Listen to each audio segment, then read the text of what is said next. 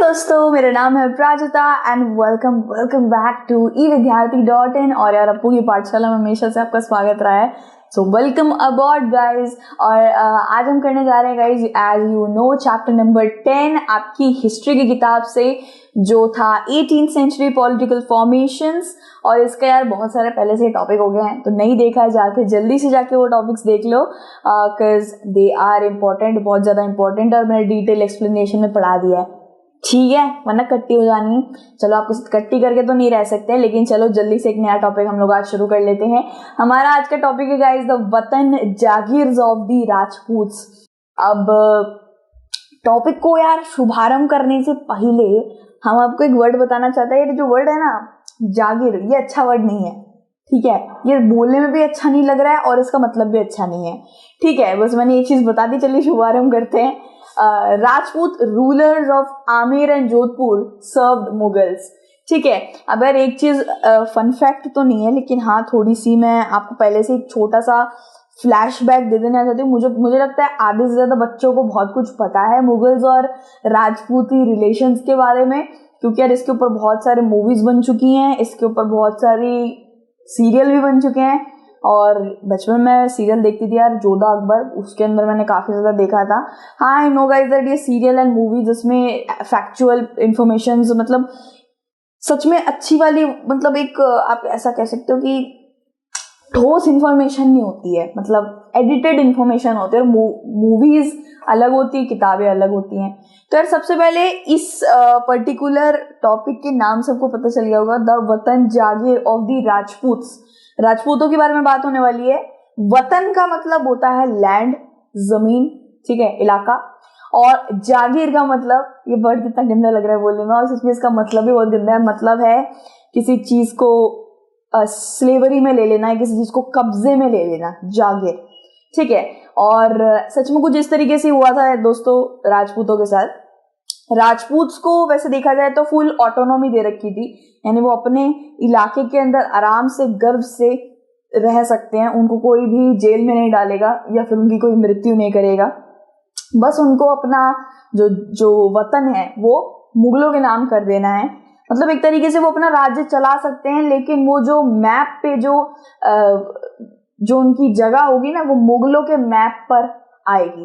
दोस्तों, कभी भी कोई व्यक्ति अपने नक्शे के अंदर वो राज्य तब तक नहीं डालता जब तक वो राज्य उसके कब्जे में नहीं आ गया हो, ठीक है। पहले कुछ इस तरीके से होता था। तो सारे मुगलों ने, मैं ये नहीं कह रही कि सारे राजपूती लैंड उनके कब्जे में चले गए थे, लेकिन ऐसे बहुत से राजपूत थे जिन्होंने मुगल्स के साथ रिलेशन बना लिया था। एंड इवन बहुत सारे ऐसे राजपूत भी थे जिनके शान और शौकत के खिलाफ था मुगल्स के साथ रिलेशन बनाना। और वो सारे राजपूत उन राजपूत से बहुत ज्यादा चिढ़ते थे, बहुत ज्यादा घृणा करते थे जिन्होंने मुगल के साथ रिलेशन बना लिया था। लेकिन क्या कर सकते थे वो लोग भी, उन्होंने अपना इंटरेस्ट देखा, एक तरीके से आप कह सकते हो कि उनको जेल में नहीं जाना था, इसलिए उन्होंने हाथ ही मिला लिया, रिलेशन बना लिया। अब आगे देखेंगे कि रिलेशन किस तरीके से बनाए वगैरह वगैरह। तो ऐसा भी नहीं बोलूंगी मैं कि सारे राजपूत ने मुगल के साथ रिलेशन बनाए या घुटने टेके या फिर उनके कब्जे में आ गए, ऐसा नहीं बोलने चाहिए, क्योंकि सच में ऐसा नहीं हुआ था, सबने नहीं करा था। आप जानते हैं ना, जब भी हम मूवी वगैरह देखते हैं तो मुगल और राजपूत की लड़ाई होते हुए भी हम वो सीन्स देखते हैं। तो वो जो जिनके साथ लड़ाई होती है ना, वो वही राजपूत होते हैं दोस्तों, जिन्होंने घुटने टेके नहीं होते और जिनके शान शौकत के खिलाफ है मुगल से रिलेशन बनाना, ठीक है। तो भाई ruler of Amer and Jodhpur served Mughals. अब भाई दो लोगों का नाम आया है, दो एक्चुअली अपने राज्य को दे देने वाले लोगों का नाम है, राज्य भी नहीं कहूंगी मैं, शहर थे ये, आमेर और जोधपुर। राजस्थान के दो शहर है दोस्तों, आई थिंक इनका सबने नाम सुना होगा, आमेर एंड जोधपुर। आमेर की शायद जोधाबाई आमेर की थी, जो अकबर शहनशाह की जो बेगम थी। तो इन लोगों ने किस तरीके से भाई मुगल्स को सर्व करा वो भी देखते हैं। In exchange self government in their वतन जागीर्स। इन्होंने एक चीज सामने रखी, एक शर्त सामने रखी कि हम अपने ही लैंड पर रहना चाहते हैं, लेकिन आप हमारी लैंड को, वतन को जागीर बना सकते हैं, आप अपने मैप पे हमारे वतन को ले सकते हैं, लेकिन हम अपने वतन से रहकर ही गवर्न करेंगे, आप जैसा बोलेंगे वैसे चलाते रहेंगे, ठीक है। तो अजीत सिंह, इनके भाई बिल्कुल अच्छे से रट्टे मार लेना, कुछ ही राजा के नाम है लेकिन अच्छे से याद कर लेना कौन किधर का राजा था। अजीत सिंह सबसे पहला नाम आता है दोस्तों। अजीत सिंह की फोटो लगा रखी है यहाँ पे, गुड डीपी, मतलब अच्छी फोटो है। ठीक है भाई, अजीत सिंह कौन था भाई? Ajit Singh was ruler of Jodhpur. Guys to be honest, आप सोच रहे हैं ये लोग राजा थे, मैम आप हंस खेल क्यों रही हो? इसलिए गाइज क्योंकि राजपूत राजपूत होता है, मुगल मुगल होता है, जो हार मान जाते हैं, जो किसी के जागीर बन गए हैं खुशी खुशी, उनके लिए एक रिस्पेक्ट भी नहीं निकलती है। सीरियसली ये सबके दिमाग में आता होगा कि घुटने क्यों टेक दिए, इससे अच्छा एक राजपूत की रेस मानी ही जाती है दोस्तों की धड़ कटा लेंगे, मतलब सर कटा लेंगे लेकिन धड़ फिर भी लड़ता रहेगा। और राजपूत पीठ दिखा के नहीं जाता, राजपूत सीने पे वार खाता है लेकिन कभी भी बैक नहीं मारता है। बहुत सारी ऐसी चीजें हमने कोर्ट्स भी सुने होंगे ऐसे, लेकिन ये कुछ ऐसे राजा थे जिन्होंने इन कोर्ट्स को पूरी तरीके से गलत साबित किया और इन्होंने अपने वतन को जागीर बना डाला।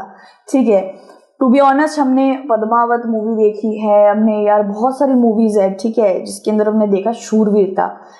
इन राजाओं का नाम आपने कभी सुना भी नहीं होगा, अजीत सिंह वगैरह, आई थिंक ये सब आप पहली बार सुन रहे हो। ठीक है, टू बी ऑनेस्ट मेरा ओपिनियन है कि ऐसा नहीं कि मैं रिस्पेक्ट नहीं करती इनकी, लेकिन टू बी ऑनेस्ट ये लोग इसीलिए जाने नहीं जाते हैं क्योंकि शूरवीरता की कोई निशानी शायद दिखाई नहीं है इन्होंने। अजीत सिंह रूलर ऑफ जोधपुर थे। ठीक है, यहाँ पे आम्बेर और जोधपुर का नाम लिया गया है, तो Ajit Singh was the ruler of Jodhpur, was included in the Mughal court. ठीक है, इन द मुगल कोर्ट, ये मुगल कोर्ट में एक इनका एक पोर्टफोलियो रहा है, ये काम करते थे मुगल कोर्ट के अंदर, यानी कि मुगलों के साथ इनका अच्छा रिलेशन था। मेनी राजपूत फैमिलीज क्लेम्ड सूबादारी। सूबादारी क्या होती है गाइस? सूबादारी यानी कि political and military functions. Guys एक बहुत ही इजी सा मतलब है सूबादारी का, यहाँ पे देखो, सूबा, सूबा का मतलब होता है लैंड। ठीक है, सूबा का मतलब होता है लैंड और दारी, सूबादारी, इसका मतलब है उस लैंड में मिलिट्री और पॉलिटिकल फंक्शन, एडमिनिस्ट्रेशन, प्रशासन वगैरह सब कुछ संभालने वाले व्यक्ति को सूबादारी कहते हैं।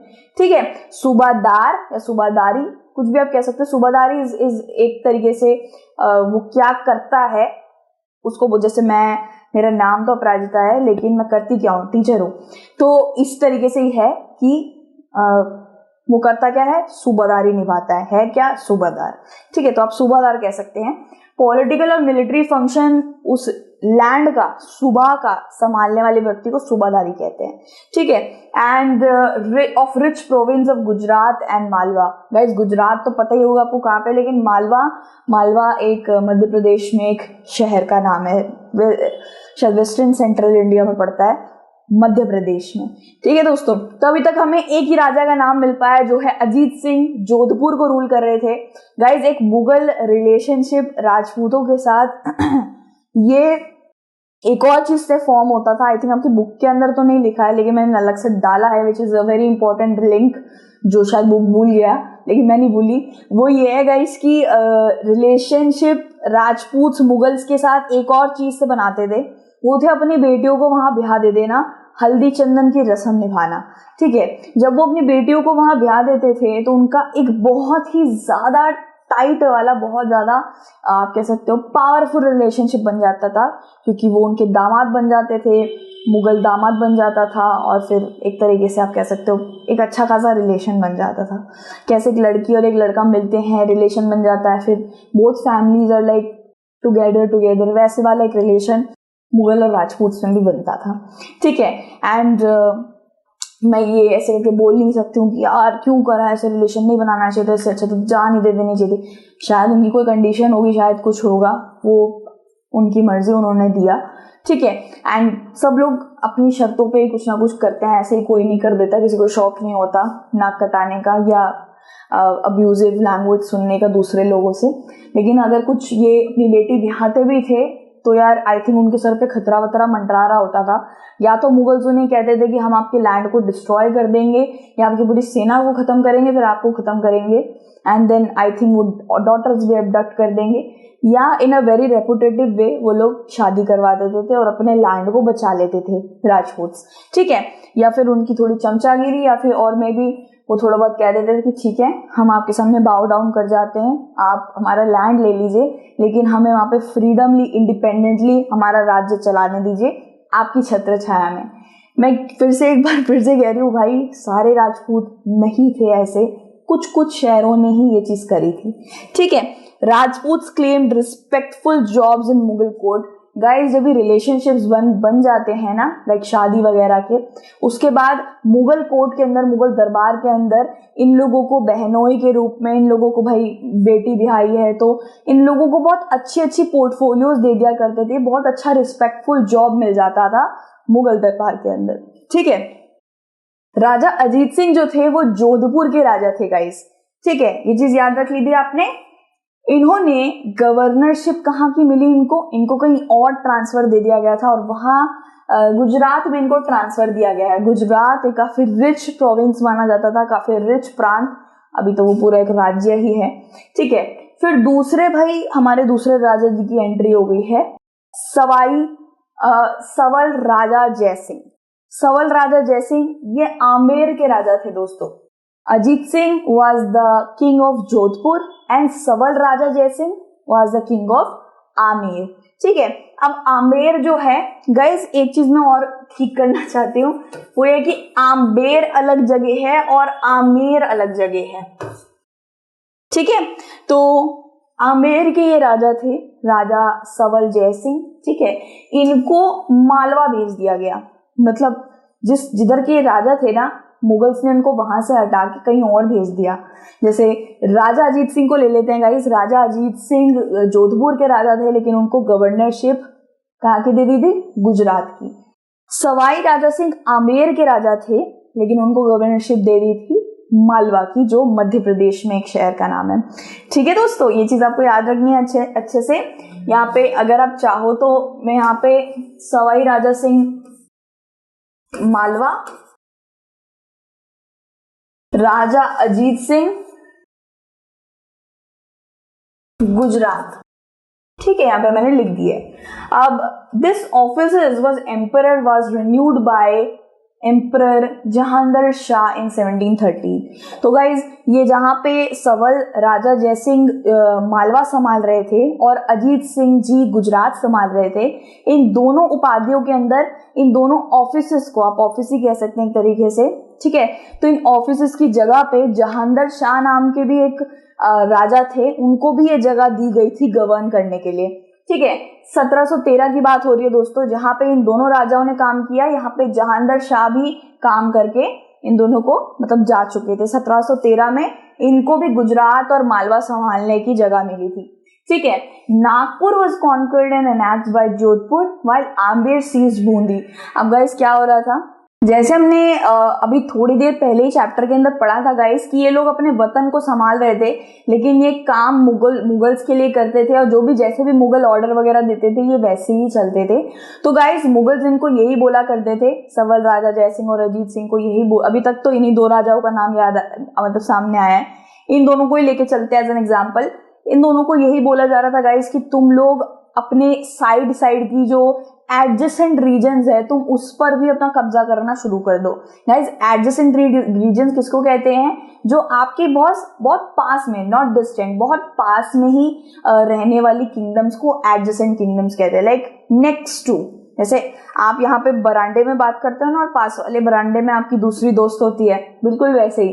तो देखा जाए तो ये जो थे क्या नाम है भाई इसका, अजीत सिंह जी और सवल राजा जयसिंह जी, ये लोग क्या कर रहे थे, इनके अपने आसपास के, जैसे सवई राजा जयसिंह आमेर के राजा थे, तो आमेर के आसपास जो भी होगा, आमेर के पास था बूंदी, तो इन्होंने बूंदी पे कब्जा कर लिया।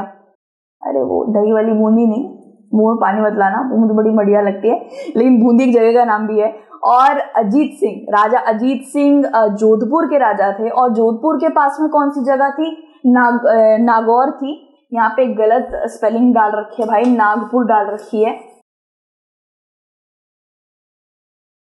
नागौर। ठीक है, NAGUAR, नागौर नाम है दोस्तों।